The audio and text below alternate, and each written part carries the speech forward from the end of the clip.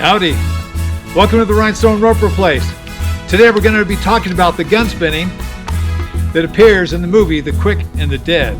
But first, take a second to subscribe and hit that little bell there. I'd appreciate it. In the movie The Quick and Dead, this little grimy little town is full of gunfighters. They've all come to compete in a fast draw contest put on by the town boss. His name is Herod.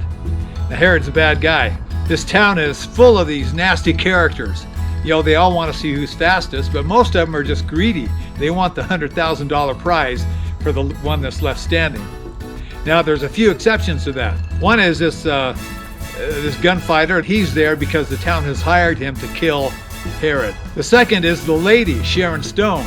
She's there because she wants revenge. She wants to kill Herod. The next is the kid who owns the gun shop. Now, the kid is competing because he wants to kill Herod. But really, he sees this gunfight as a paternity test. He wants to prove that his dad is Herod.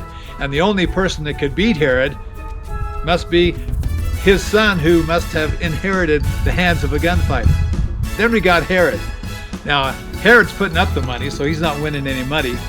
He already knows he's fastest, but he has this little doubt. There's one guy that might be faster, and his name is Court. He's played by Russel Crowe. Now, Court is a killer who's reformed. He's become a priest in a different town.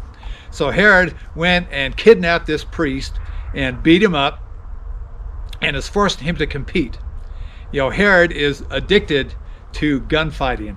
He tells him right before the fight, he says, you know, it's hard to scare me. I love that feeling. You're the only person that can do it. So it's an addiction for him. He's always wanted to fight him ever since he met him. And then you got Court. He's one of the heroes. Sharon Stone and Court are the heroes. Court doesn't want to fight.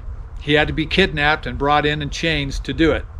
You know, he's gone cold turkey. He didn't want to kill anymore. He doesn't want to hurt anybody. But he's got two problems with that. One is he has a self-preservation instinct. And the second is he's addicted to gunplay just like Herod is. And we know that because Herod's hauled him into the gun shop. He doesn't have a gun. He doesn't have a holster. The kid is showing him these guns that might be his to use in this contest. And as he's bringing out these tricked out guns, Court, he starts pacing. He starts pacing.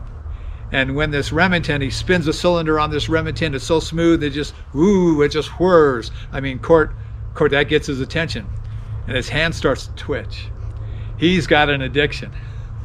He wants to feel that gun in his hand. And I know you shooters have felt this way. If you love shooting your gun, if you go a couple weeks without shooting, your hand starts to feel that rifle or that pistol in your hand. It wants to feel it. I know I feel like that in the wintertime. I go a couple weeks when I haven't been practicing.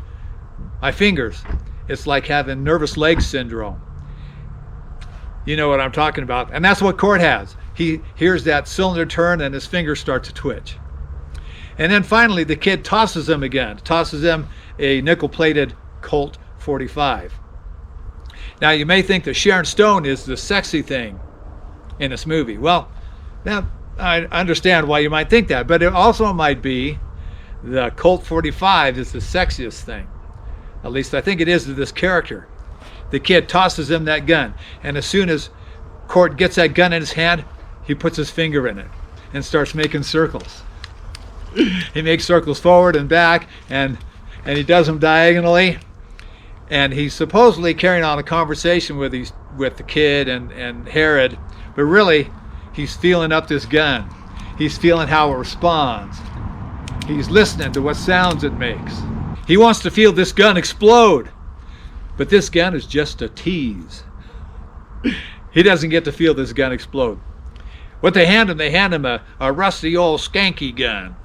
But he finds out later that the rusty old skanky gun works just fine. Anyway, he goes to spinning this gun. Now, in the movie Tombstone, Johnny Ringo is putting on a show to intimidate Doc Holliday. Court is spinning his gun, but he's not putting on a show.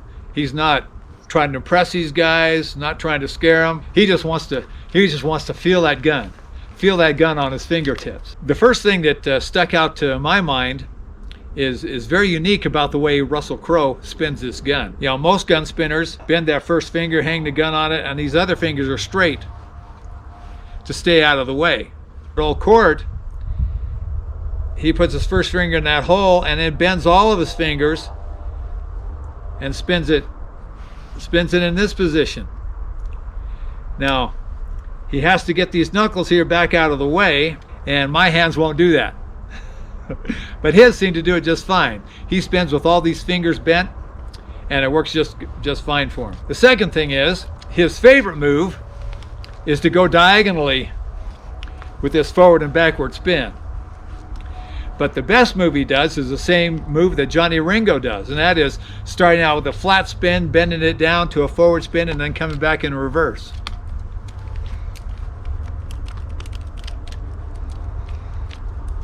He doesn't have a holster on, so he doesn't spin it back into that. So the kid tosses him his gun, this nickel-plated Colt 45, and he goes into a very, I think, impressive string of tricks. And there's no cuts in this. He's done it all just like it says. The only cut is right at the beginning. It makes it look like he spun it forward 3 times instead of 2, but that's no deal. The rest of it is all connected, and it looks great. He starts with spinning the gun twice forward and twice back. Then he goes straight into a horizontal spin from left to right, bends it down, comes back into a reverse spin. He spins it 5 times and brings it up next to his head and stops it. It's pretty impressive, I think.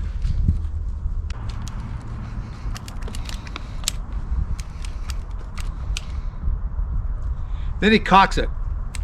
Listen to that action. He says something to the other guys, brings it down into a diagonal spin, listens to it again.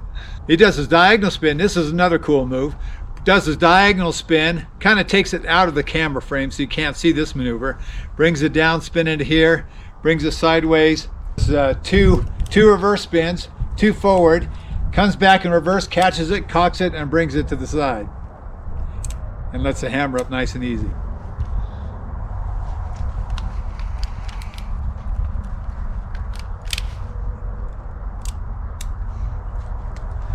He does it all really slick.